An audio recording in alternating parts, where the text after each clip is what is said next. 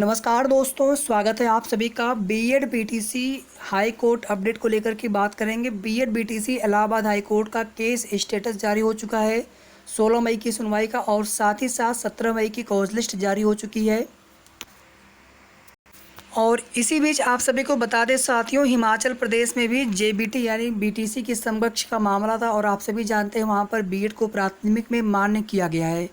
पंजाब में ईटीटी यानी वहाँ पर बीटीसी के समकक्ष ईटीटी है। ईटीटी और बीएड का विवाद था, जहाँ पर स्टे वैकेंट हो चुका है, मतलब प्राथमिक के लिए ईटीटी को मान्य कर दिया गया है, बीएड वहाँ पे शामिल नहीं है।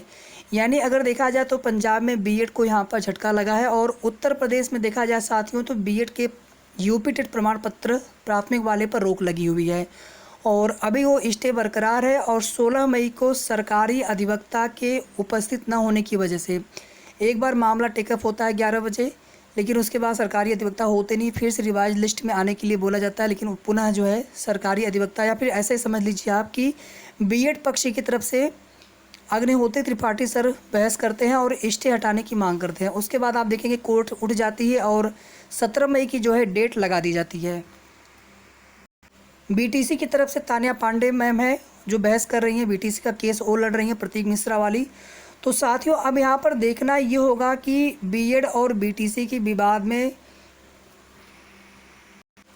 विभिन्न राज्यों में हाई कोर्ट की जो भी सुनवाई हो रही है, जो भी चीज़ें चल रही हैं, लेकिन अगर बीएड का मामला जल्द फाइनल नहीं होता है तो उत्तर प्रदेश के अंदर चाहे साथियों अभी जो भी भर्ती प्रक्रिया गतिमान हो, जहाँ पर बीएड के अभ्यर्थी हो प्राथमिक में शामिल हो, उनके ऊपर भी संकट है। और कहीं न कहीं अगर नई प्राथमिक शिक्षक भर्ती का विज्ञापन आता है बिना बीएड और बीटीसी का मामला सुलझे, और बिना जो एनसीटी की अधिसूचना रद्द की गई है उसको बिना बहाल किए, या फिर कोई नई अधिसूचना एनसीटी की तरफ से जारी किया जाए बीएड को लेकर के, तब तक कहीं न कहीं बीएड के प्राथमिक में शामिल होने को लेकर के संशय बरकरार रहेगा।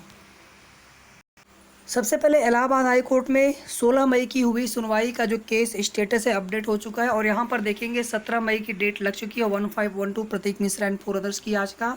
और सप्लीमेंट्री फ्रेश लिस्ट में मामला लगाया गया है। जस्टिस सिद्धार्थ सर की ही बेंच में मामला फिर से सुना जाएगा कोर्ट नंबर 32 में, और सीरियल नंबर 136 है।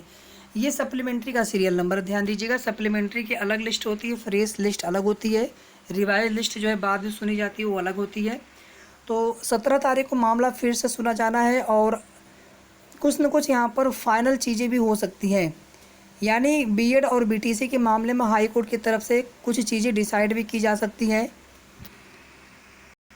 क्योंकि फाइनल को लेकर के थोड़ा सा संशय इसलिए लग रहा है क्योंकि अभी सुप्रीम कोर्ट में सुनवाई होनी है, 19 जुलाई की डेट लगी हुई है। तो हो सकता है कि उसके पहले, चूँकि आप देखेंगे विभिन्न राज्यों के हाई कोर्ट के द्वारा अलग अलग फैसले देखने को मिल रहे हैं, जैसे पंजाब हाई कोर्ट यानी Punjab and Haryana Chandigarh high court का अलग फैसला देखने को मिल रहा है, हिमाचल प्रदेश में अलग फैसला देखने को मिल रहा है, राजस्थान हाई कोर्ट की डिवीज़न बेंच ने एनसीटी की अधिसूचना को ही रद्द कर दिया, और उसी के साथ जो है बीएड जो रीट के लिए आवेदन चल रहे हैं उससे बाहर हो गए बीएड के अभ्यर्थी। और अगर उत्तर प्रदेश में अगर ऐसा कुछ अगर आदेश आता है माननीय न्यायालय की तरफ से, तो कहीं ना कहीं बीएड के अभ्यर्थी आने वाले नई प्राथमिक शिक्षक भर्ती जिसका अभी अता पता नहीं है, अगर विज्ञापन आता है तो उस विज्ञापन में आवेदन करने से वंचित हो सकते हैं। तो इसलिए बीएड पक्ष की तरफ से लगातार कोशिश की जा रही कि सरकार जो है उनका बचाव करे, एनसीटी की जो अधिसूचना है उसका बचाव करे, और साथ ही साथ जो स्टे लगा हुआ है अभी फ़िलहाल में उस स्टे को भी माननीय न्यायालय से हटवाया जाए। इसके बाद देखिए साथियों, अभी हमने आपको बताया कि पंजाब में भी आप देखेंगे यहाँ पर 6,635 पदों पर प्राइमरी टीचर भर्ती में हाई कोर्ट से स्टे वैकेंट हो गया है। मतलब ईटीटी छात्र यानी जो बीटीसी के समकक्ष है, अब उनकी नियुक्ति यहाँ पर हो जाएगी, कोई दिक्कत नहीं है। और यहाँ पर बीएड शामिल नहीं है प्राथमिक के लिए। तो ये कुल मिलाकर के साथियों आप सभी के लिए महत्वपूर्ण सूचना थी बीएड बीटीसी के मामले में। 17 मई को प्रतीक मिश्रा वाली याचिका में इलाहाबाद हाई कोर्ट की सुनवाई की जो भी लाइव अपडेट, जो भी लाइव सूचना रहेगी, सही और ऑथेंटिक जानकारी आप सभी को हमारे चैनल के माध्यम से मिलती रहेगी। तो वीडियो को प्लीज़ सभी लाइक शेयर कर दें, और जिन साथियों ने अभी तक चैनल को सब्सक्राइब न किया हो तो सब्सक्राइब आप ज़रूर कर लें। धन्यवाद।